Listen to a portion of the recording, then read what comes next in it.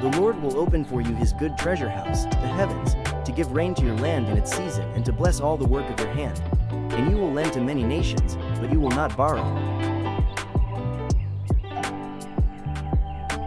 The Lord will make you the head, leader, and not the tail, follower, and you will be above only, and you will not be beneath, if you listen and pay attention to the commandments of the Lord your God, which I am commanding you today, to observe them carefully.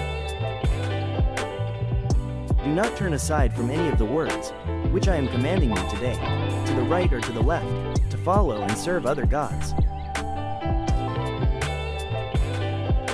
Now it shall be, if you diligently listen to and obey the voice of the Lord your God, being careful to do all of his commandments which I am commanding you today, the Lord your God will set you high above all the nations of the earth.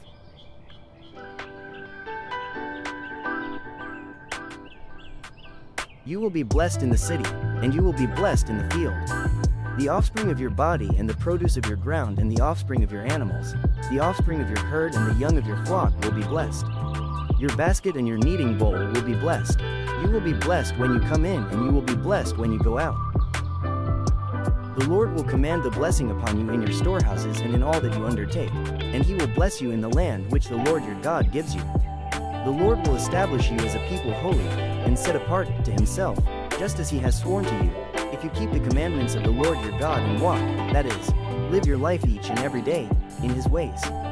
Then all the nations of the world will see that you are a people claimed by the Lord, and they will stand in awe of you.